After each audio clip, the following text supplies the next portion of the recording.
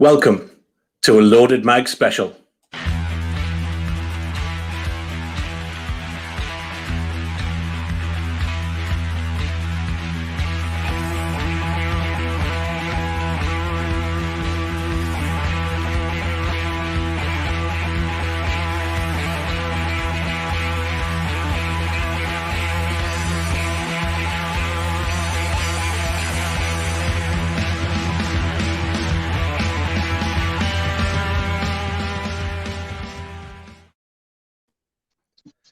Well, there you are now.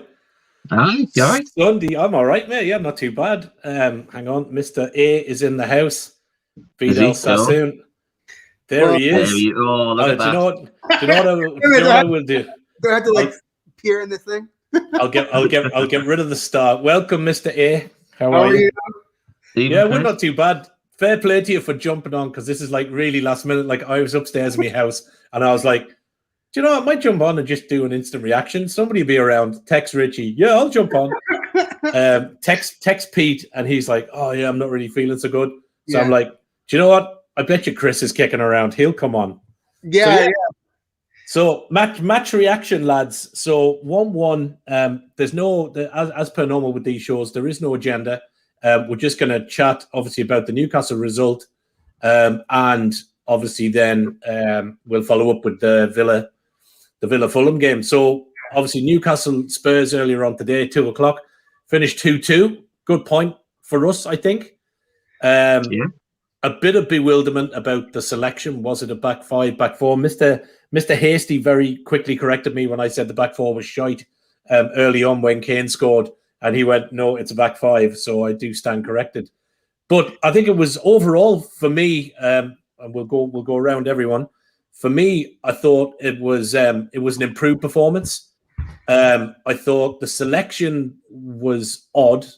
I was glad to see Richie back in. Wasn't happy with Kraft being back in. I thought he was to blame. Well, certainly a part fault for Kane's first goal. You could maybe say he was unlucky. I thought Joelinton played okay. Yeah. Probably should have scored early on, but did take his goal well with a pass from Longstaff. Richie, for me, was probably man of the match, I think, for me, but we'll talk about that towards the end. Obviously, Spurs with 2 rapid-fire goals from Harry Kane. The second was, it was a Harry Kane finish, far right into bottom corner. Dubravka, no chance. I don't think we really had too many complaints. Probably if I was being overcritical, I probably would have been a bit critical about Lascelles. I thought he was just jogging back. But I'm sure people watching will say that's just Martin being, having a pop at Lascelles again. But overall, I thought it was good. I thought it was an improved performance. A bit more gutsy. I thought Jacob Murphy had a really good game. And played well on that right, got into the box a good few times. So I think with Wilson back and maybe ASM for a full game, I think we stand a good chance against Burnley next week. So, Richie, what's your thoughts on it, mate?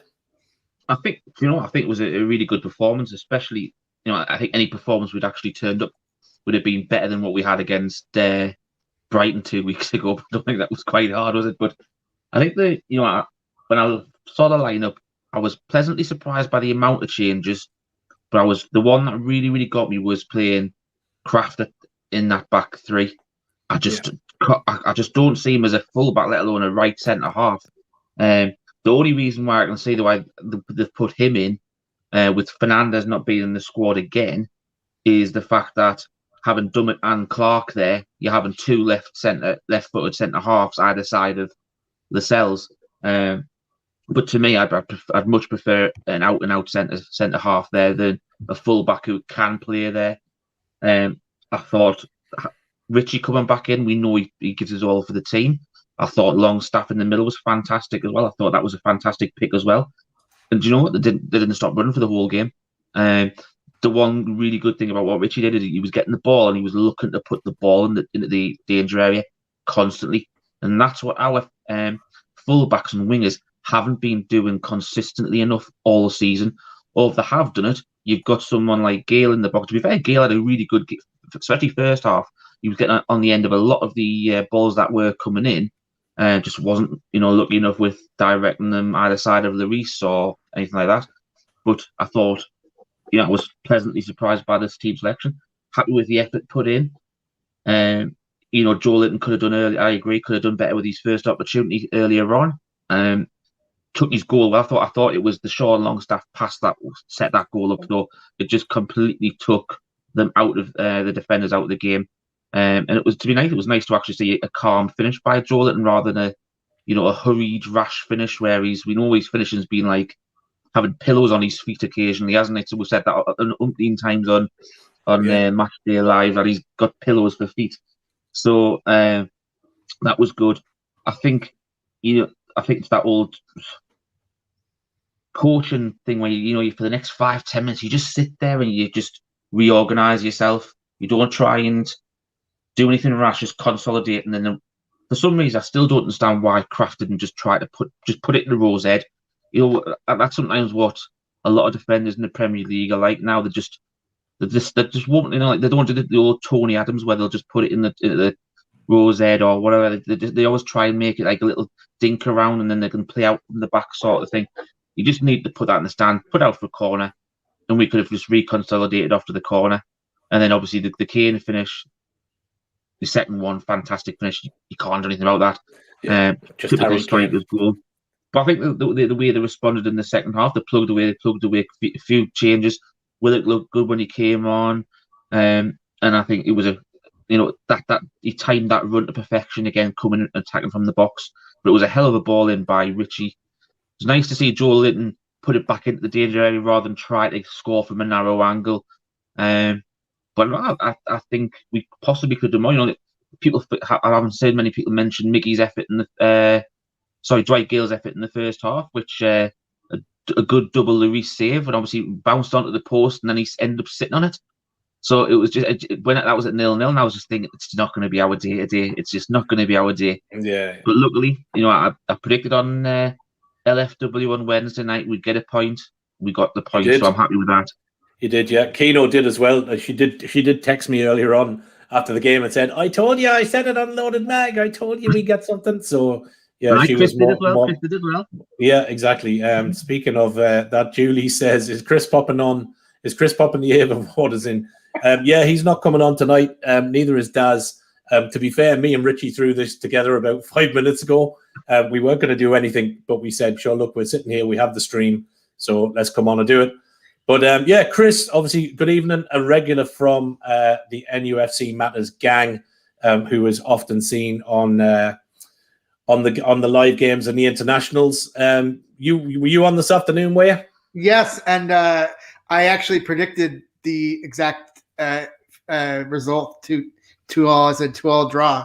I have to say that about 5 minutes before the equalizer, I was sort of writing him off and saying, well, we need to get a result here, but let's look ahead to Burnley. So I'll hold my hand up and say that I didn't expect any kind of result based on the quick concession of 2 goals once we score. We seem to have an issue of when we score relatively early, we sort of immediately kind of relax and sit back and change our form. So it's a question of, if this was the form that led to the goal, let's keep continuing doing that. And it's sort of a frustration because sometimes we say, well, we stick with a form that's not working and we don't change it, and then other times we have a form that seems to be working, and then we change it so it's not working. So that was an early frustration. Obviously Kraft was just totally exposed on Kane's first goal there, and it seems like we've got an issue with whether it's Kraft or Lascelles or other backs. We don't have we don't at least play a lot of fullbacks that will really close down attackers. They seem to sort of like if we back away. If they're running on, we tend to back away. Kraft, I noticed Kraft today. He tends to face the attacker, but he's going backwards, which I think always kind of exposes him. He doesn't seem to be side on at a point, or he doesn't seem to be kind of alongside or trying to jostle. He's always got that 1 or 2 yards in between them. And I think that much space when you're with somebody like a Harry Kane or even Vinicius, who was up front with Kane early on for Spurs, I think it just creates trouble. But he's Kraft's always flat-footed as well. He never seems to toes. He always gets turned too easy as well. Yeah, I think someone needs to work on his body positioning. You either show someone down, like even if you rotate your body by about 25% or something like that, show you've set an angle. The amount of time he's caught square on to whoever he's got, whether it be full back or centre half, it's just it takes him out the game straight away like that. Yeah. He's done, and he shouldn't be doing that for an international caliber player. Do you think if we'd started that game fully with ASM and Wilson, I think we would have taken that game. I think we would have taken 3 points. What's your feel on it, Richie? I think we would have. To be fair, I don't think Gale had a bad first half. He was getting in and around, and he was unlucky with the shot, and then the save. The two saves from Lloris were very, very good. To be first one was, second one was a bit lucky, but it wasn't lucky. To end up sitting on the bar if it hits off the back of the post. I mean, I was just thinking that's the sort of luck we've having. If it had been, sometimes when we've had good luck before, he might have hit the post and hit off his back and went in. But this occasionally just end up sitting on it. But no, I thought Gale did well in the first half. I still wouldn't be playing Joe. I was happy he got his goal today, and he did his plenty of it running again. And he held the ball up well in stages. He's no Andy Carroll, he's no Callum Wilson. But I do believe if Wilson and ASM were playing today for the full game, I think we would have got, because we said on our LFW on Wednesday night, Spurs are there for the taking defensively. Yeah, and I think they were woeful today. To be fair, yeah, they were all over the place. And I didn't. The other thing I was surprised that, I know Son came on kind of second half, but I was surprised, Chris. I don't know if you were. I was surprised at how poor, barring a handful of chances when they kind of did break through. I was surprised at how poor Spurs were through the midfield. Yeah. I thought with what they had, they played Moira. I think Lucas Moira at kind of like a 10 in behind Kane and Vinicius, I think it is. And then kind of they had Lo Celso kind of one side, and then they obviously brought Lamela on as well. But I thought they were very, very poor in midfield. Kane, the second half, was dropping back quite a way, which I think let us get back into the game a bit more. What was your view on kind of Spurs' setup, Chris, as to how we seemed to get a bit more ball? We certainly had a lot more possession today. Was that because we upped the tempo a bit, or was it because Spurs were a little bit poorer? Yeah, well, that's sort of exactly what I wanted to talk about, because it seemed like we controlled the narrative, whether or not it was us pushing the issue and just not finishing off a lot of chances inside the box, or having these defensive lapses and breakdowns. So it always seemed like Spurs were on kind of their back foot and kind of like only had chances if we gave the chances to them.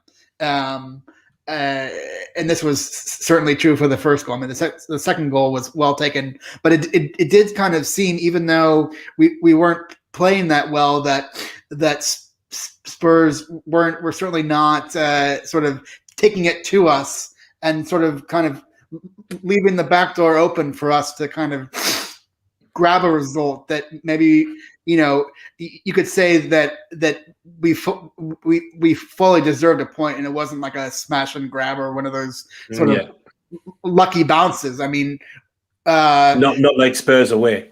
Yeah. So I don't know. It just seemed like Spurs are in a funk and not quite living up to what you think that. Just look at them on paper and say, this is clearly like a top 4, top 6 team, but just for whatever reason, whether it's they've been Mourinho'd in whatever his third year or second year, just the alchemy of the team is not kind of not coming together as it should. So even though I wasn't sort of going into, looking at the next 10 games and saying, okay, well, Spurs is a match where we should get a result. I mean, I did, obviously pick. You did get lucky. The result, yeah, but I and it's also like the way that we set up. Of course, we against the sort of top 6 teams, we play like a back 5, but this was sort of like this was kind of like a weird back 5 where it didn't kind of seem like a 3 with 2 kind of high wing backs, really. Yeah. So it sort of was like it wasn't. We weren't parking the bus like we used to deal with like in Rafa's time, like top 6, whatever. But I think that five at back, that formation with the higher wing backs, for me, I think that works if you don't have Kraft in that central piece. Really, you probably need to have Clark, Fernandez, and Lascelles in that middle 3, and then maybe Dummett and Manquillo should be playing. So I don't understand. Okay, so Henry Winter was very effusive praise of Joe Linton and saying that he played his best match in a Newcastle shirt today. Not hard. But so he did have an assist and a goal, which is more than he usually has. But I don't quite understand the Steve Bruce mentality of, playing. Maybe he just has his favorites, and he's going to play Shelby every match, no matter what, and he's going to start Joe Linton, in his unnatural position up front, and for whatever reason, Kraft, this Swedish international, he's always in our first 11 when it's hard to argue that there's not a better sort of center backs or fullbacks that you could choose from, and it's also weird. I did think that Murphy did play a really good game, even though he was sort of put in an unnatural position, to attack from the back. You'd want to have him more in like an attacking position and not sort of playing further up the pitch for me. Fullback, So despite this, so it's sort of question of how much sort of freedom on the pitch do the players have to say, okay, we were assigned this sort of position on this formation, but we're going to sort of make that our own, I'm not for freelancing in most cases, but sometimes you have to take, in desperate times, call for desperate measures, and so exactly. It seemed like, and that's the other thing about we haven't really mentioned, but having a field general like Matt Ritchie out on the pitch. Yes, Jamal Lascelles is the nominal captain, but I think that Ritchie is really the heart and soul. Ritchie's a leader of the squad, and so he's going to put a shift in that doesn't always show up on the stat sheet. Yes, he did get an assist or whatever today, but he's somebody that he's got to be pencil. He's got to be starting the next the full run out, and he's not going to get you 5 or 6 goals or a bunch of assists, but he's going to do what it takes to drive it on, give the lads a chance.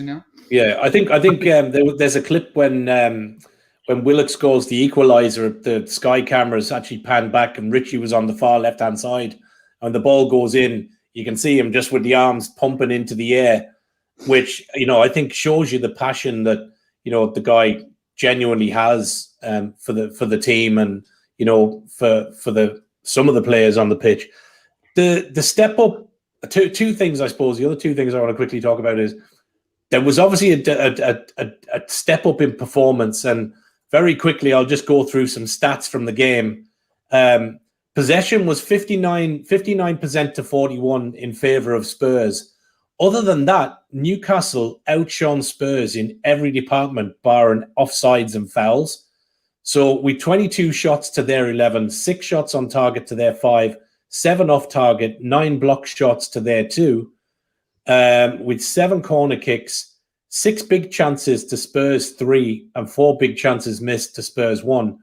17 shots inside the box and 5 outside with a 75% passing rate. So they're probably better stats than we've had in a good few games now this season. So is it a case, I'll ask the both of you, is it a case of Bruce has put the boot into them and told them to step up? Or is it professional pride kicking in and certain players on the pitch realizing, oh, crap, we're in trouble here. If we go down, I ain't getting the money and I'm not going to be a Premier League player. So what was the difference, Richie, to today? Why the step up? Is it coaching? Is it Bruce? Is it professional pride? What was the difference today against that Spurs team compared to Brighton 2 weeks ago? I think two of the main factors was the fact that you've got two players on the pitch who are absolutely passionate about the club in Richie and Sean Longstaff. I think that drive and force can be enough to change anything on the pitch. You know, at times we've been watching the games this season, we've seen we just want someone to take the game by the scruff of the neck, run, put the energy in, put a tackle in when you need to, play a forward pass rather than a sideways pass or a backwards pass. I don't know where it's come with it. It's been coaching or what, because it's just funny that two of the players that Bruce had fell out with came in today and made a huge difference. Yeah. I don't know. I didn't see any reasons beforehand. What happened was Fraser. I don't know why Fraser wasn't as well. Was he injured or? I don't know. There was talk of an injury, but I mean, he played extremely well out in the wing for Scotland. 2 goals during the international break. I thought he would have been a shoo-in to start on that left-hand side, but obviously Bruce doesn't see that. Interesting comment there from David Crone says, did anybody see the post-match interview with Willock? Says that Bruce told him to go on and just run around. I actually missed that, but that just goes with the tactics, which is Bruce's training, which is throw a ball in and have a bit of 5-a-sides, lads. Chris, what do you think? What was the step change? What was the difference today? Yeah, so we noted on the Matchday Live that when the squad came out of the tunnel, they seemed to be walking out on the pitch lacking confidence. Their heads were mostly down.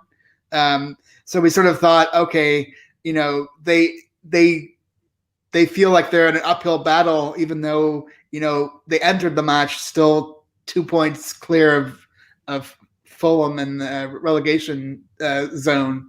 And it wasn't until the first goal was scored that they maybe really thought they had a chance in the match. Of course, you know, shortly followed by conceding 2 goals to Tottenham.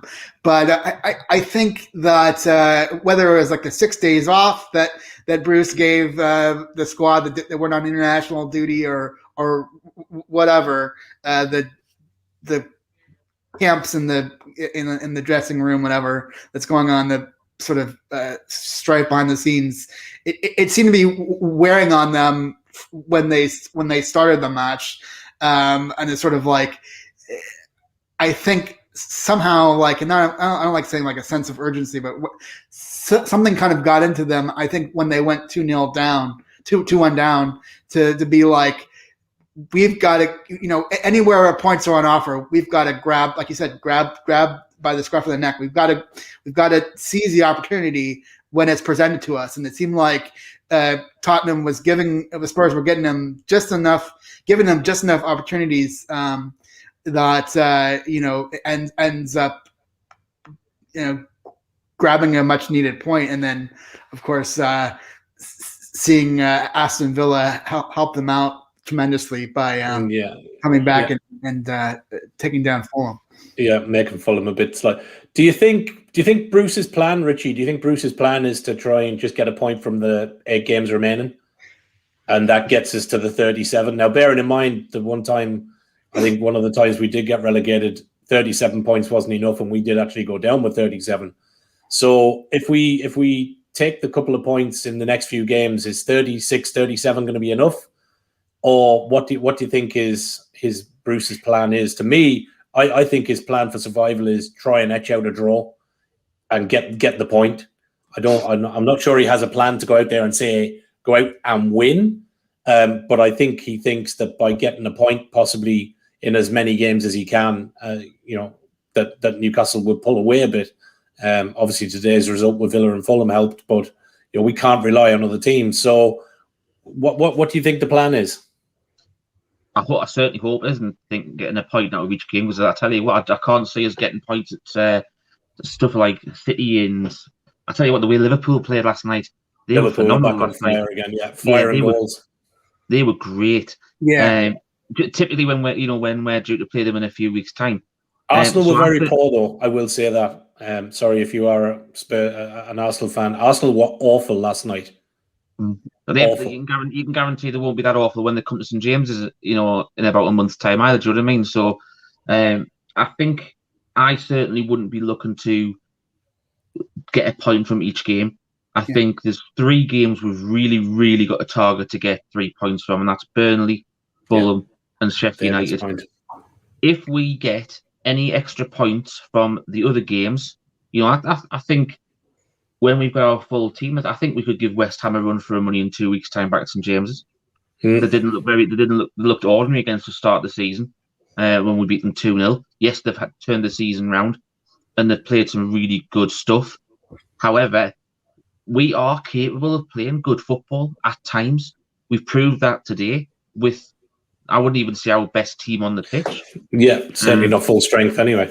But I certainly would be targeting winnable games. Today you might turn and went for a point, but as soon as we went ahead, and then you look at the stats and how we were playing and how, as we said before the game, they were there for the taking defensively. I would have been targeting the win. I wouldn't be thinking, no, just go for the point. I'd be targeting the 3. And I think, I don't know whether that's how he's going to approach it. Like, we'll go for at least a point, see how the game's going.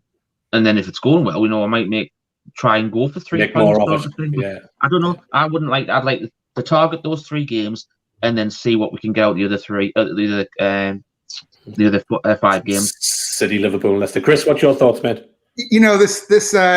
That old adage about when you're being chased by a bear, you don't need to be faster than the bear. You just need to be faster than your friend. Or your mates. I think that's sort of essentially Steve Bruce's mentality. Is sort of like his mentality is, okay, lads, we've got 3 points on Fulham. We've got a game in hand that's not going to translate. Normally, you say you have a game in hand, so you could say like you have a virtual 6-point lead. But since the game in hand is against Liverpool, we don't add on points to that. But I literally think that Steve Bruce's mentality is that we can only afford 1 week when Fulham gets a win when we don't get a win. And so he's basically, it's like the ultimate kind of looking over your shoulder and saying, whether or not Fulham plays before us or after us, we need to match their result week on week with only the margin of error of one match that doesn't go our way. I haven't really studied Fulham's run-in, but clearly, I think next week's a very, very pivotal week in the relegation battle, because they play before us on the Friday night, and they're at home to Wolves. So we could be in the bottom 3 when we play at the lineup against Burnley. So obviously we've then got to look at that as an approach. Right, we're now as Chris said, we're the bear now. You know what I mean? We've got to now chase them down and catch them. However, if they lose, and we've then got 2 games in hand and going at the Burnley game, to me that makes that game more important to win, because that puts, if we win that game, that's just 6 points ahead of Fulham with a game in hand. That is a massive momentum shift. And yes, they've had a positive run, Fulham, but that could really, really knock the stuffing out of them. Yeah, they looked to me, and we will get to the Villa. We'll quickly cover the Villa Fulham game in a bit, but they did look to me like the stuffing went out. It got knocked out of them when Villa equalised. Fulham's heads went down, and then it was a very quick capitulation after that. But just very, very quickly before we do move on to a little bit more Newcastle and Fulham and the Fulham Villa, I want to just give a quick shout out to our sponsors on Loaded Mag, the boys in Centre Rail, Newcastle Central Station. Drop in and see them if you're local. If not, hook them up on Twitter at Centre_Rail. Bruce and the guys out at Centre Rail kindly sponsoring the show. Get into them, see them for some fine craft beers, ales, local distilled gins, including St Mary's, is one of the brands, and a lot of other fine Newcastle ales, Tyne ales, and a whole heap of goodie craft beers. So big shout out to them. Also, anybody that is obviously watching, thanks for watching. We did rush this together tonight, but again, we've got the stream, so why not use it? So thanks for watching. Have a look at us. We've put a couple of shows out this week. Obviously, Loaded Football was on Wednesday. Myself and Richie, Josh Banyard and Jamie Mackay did a show last night on Loaded Mental Health. We've had some really great traction, some lovely comments. If you haven't been online, go onto our YouTube channel, Loaded HQ. Go on and have a look at that. Have a look at the LFW show from midweek. And above all, please get on there, like the videos, and subscribe for us, please. Thanks very much. Obviously, we go into, as you said, Richie, next weekend, we've got we've got Burnley. So who do you make any changes to that team? Obviously, we know it's Steve Bruce, so there's a chance he'll make another 5 because we don't seem to have had a static team. So are you making any changes to that 11 that went out there today, or do you go again, or do you change it up, put Wilson back in, ASM? So who are you changing up very quickly? Who are you changing up? Who are you changing out? Wilson would be coming back in straight away, and so would ASM. So for me, the 2 players that you'd have to take out that were playing up front today would be Gale and Joe Linton. So that would be 2 of the children. I would be taking out Kraft as well. And I would still be changing Shelby. I thought Shelby's second half gave the ball away a hell of a lot today. Easy balls away. And even though when you take Kraft off because he's injured, you've got a centre half on the pitch, on the bench, and Clark pushes Shelby back for a period. Yeah, and I was thinking, hold on, you've got Spurs who've got hundreds of millions in their lineup up front, the attacking threat, and you put Shelby in the back 3. We got lucky there, unfortunately, and I just don't know what possessed him to do that. So yeah, I'd make those 4 changes, I think. Depending on what happens with Fraser as well, because Fraser was in good form as well. I wouldn't mind seeing him in there. I would still love to see as we discussed the other night on Loaded Mag, I would still love us to play a 4-2-3-1. Have that attacking quartet, which would cause enough trouble for anyone.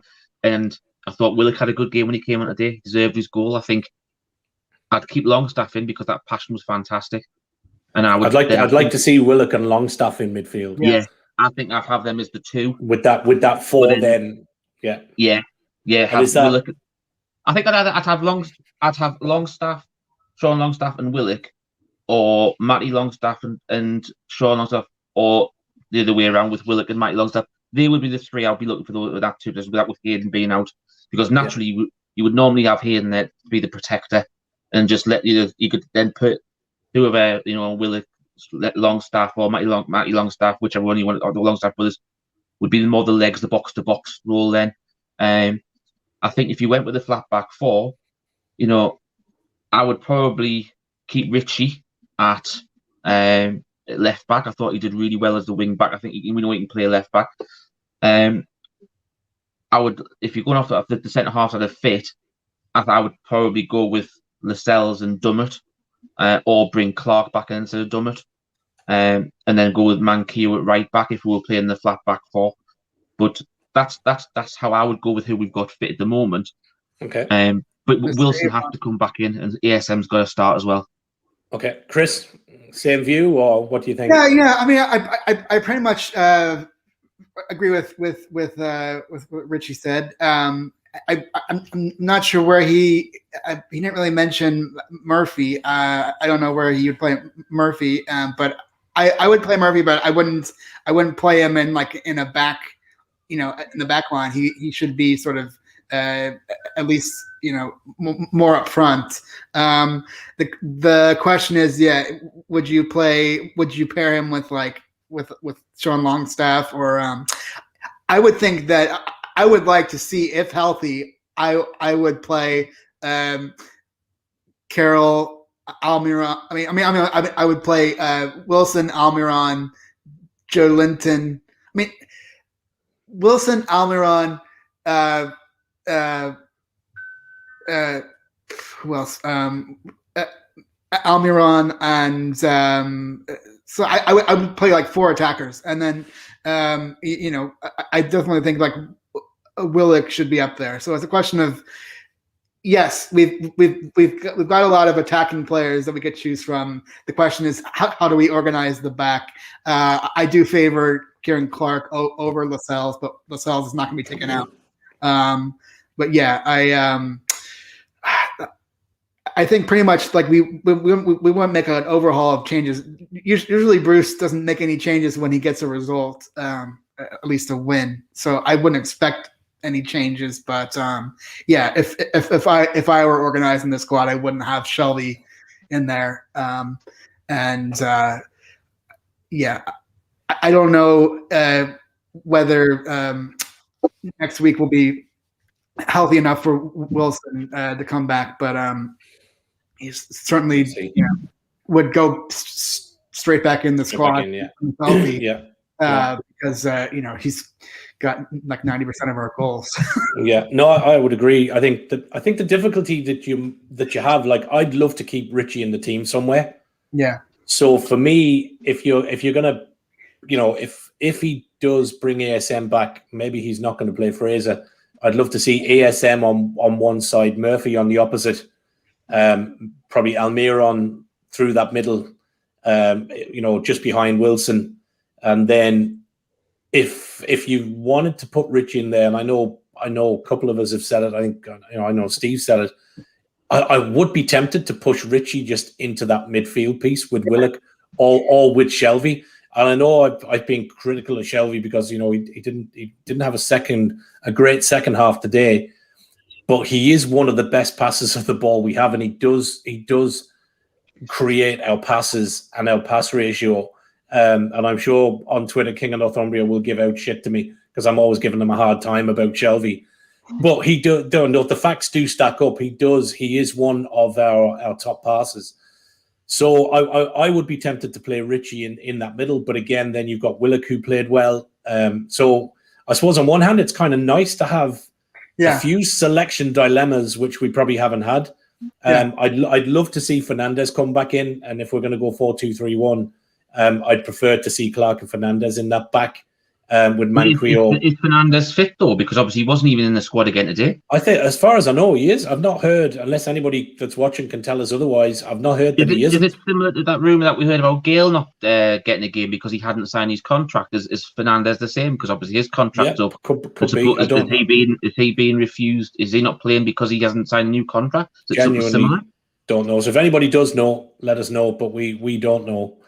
But I think it'd be nice to be. I think Wilson will come back next week. I think certainly the stuff that I read this week, it was always touted that he may be on the bench, but then late yesterday it was kind of coming out that it was a game too soon. So I think if we get Wilson, we convert more chances. But I think we do need that pace in that attack. I think if we go with that against Burnley, we do well. But I would like to solidify the defense a bit more with Manquillo in there, get Kraft out, and maybe Fernandez and Clark or Fernandez and Lascelles. Because I think Chris Wood is always one that seems to have good games against us. I really like him as a striker. Reminds me of Shearer-esque. Not as prolific, but he just has that bit about him. They took their 2 goals well today. To be fair, against Southampton, Burnley were on fire. Took the game to Southampton. Ended up losing 3-2. But they do create chances. They've got a bit of pace. Wood plays well. So I don't think it'll be as easy a game as we think, but there you go. Score update just for anybody that isn't watching the games. It is halftime at Old Trafford, and it's currently Manchester United 0, Brighton 1. And this goal was from Danny Welbeck, the ex-Man United player. Good header. So obviously, our result, we got a point. We know kind of where we want to be for Burnley. We know that Burnley are probably going to give us a game. But obviously, today's second match, which obviously involved Aston Villa and Fulham, obviously went extremely well for us as a club. So Fulham took the lead with Mitrovic, who in fairness took his goal well, and his goal-scoring form is continued from the international break. But as soon as Villa equalised, Fulham seemed to just get the stuff and knock completely out of them, and went to pieces. Ended up losing the game 3-1 with Trezeguet and I think it was Trezeguet and then Watkins who scored then the next two. I think it was. Yeah. So Fulham have got Wolves, as we said on Friday. A win for Fulham drops us into the relegation zone going to our game with Burnley. Do you think, having watched today's, Rich, do you think, does this knock the stuffing out of Fulham a bit more? Does it put another nail in the coffin? Do you think they're capable of getting something at Wolves, or do you think Wolves have got too much for them? What's your expectation on that game for us? I think Fulham don't score too many goals. That's their problem. They tend to average, if they do score, they'll get one per game. Now, you look at, I don't think Wolves are the same team without Jimenez. And there's definitely, and they really, really miss Jota since he went to Liverpool. So they haven't been as consistent attacking wise this season. I think if Fulham were to get anything from the game, I think they'll get a point at most. I don't see them winning. Defensively, I think Wolves are pretty solid. I like Connor Cody. I think he's a good, he's an old school centre half type thing, but and he's deserved his England call up this season. I think it's whether they're going to score. They've got enough to score more than what Fulham have. I think if I was a betting man, I'd probably go for Wolves double chance, either a win or a draw. I don't think Fulham will win the game, but I think the most they could get is a point. I don't see them winning the game. Yeah. I know the home record's not great either, Fulham. So that's another thing that's in Newcastle's favour. It's just whether Wolves can make the most of what chances that they'll actually create. Yeah, I think this next week is one of the sort of identifiable weeks when we can put another 2 points between us and Fulham. So we've got to take the 3 points and count on Wolves at least managing a draw against Fulham. All right, and thanks guys for having me on. You got a split. Do you want to give us a very, very quick prediction for our game against Burnley next week, Chris?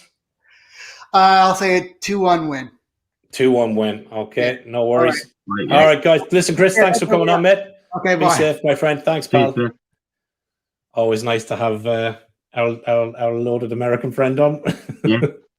Fair play to him, coming on very good. What's your prediction for the Burnley game then, Rich? Next weekend, how are we going to do?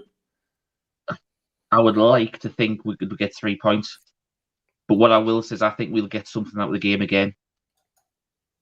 I reckon we'll get at least a point, so that gap will hopefully stay to at least 3 points. Hopefully at least 4 if Wolves can do us a favour. So yeah. I think this time, I think we'll be doing Loaded Mag next Friday night at the same time the Fulham's game on. So we can keep an eye on the scores. We can keep an eye on it live as well. So that'll be good to roll that out to all the viewers at the same time. But exactly. I think over the weekend it'll be good to see. If they lose, we've just got to make the most of it on this. We've got to get something from the Burnley game. And I'd love to see us get 3 points. I really, really would. Yeah, I think Donald put up there. Burnley will be a tough game. Yeah, I think he's right. I think we'll get a draw out of that. I think it'll be two teams that are quite nervous. And I think there'll be a goal either way if it was a win either way. So I'm going for a draw, Burnley Newcastle draw. But I think Wolves will beat Fulham. So I think we'll get another point on the board. And I think Wolves will have enough to see off. Do you know what? If that does happen, as I said, that's still huge, because then if we match Fulham's results until the end of the season, we will then have a 4-point gap. So even if we lost to Fulham, it wouldn't make a difference. Yeah, exactly. So even if that's kind of my thinking. That's huge. As long as we get a point, get 1 point more next week than what Fulham do, I think it stays like that for the rest of the season. It could go down to having 4 points. I think we're going to need it. because I would not like to go to Fulham last game this season with possibly having Fulham having home fans in the ground as well, and that'll give them an even bigger momentum against us.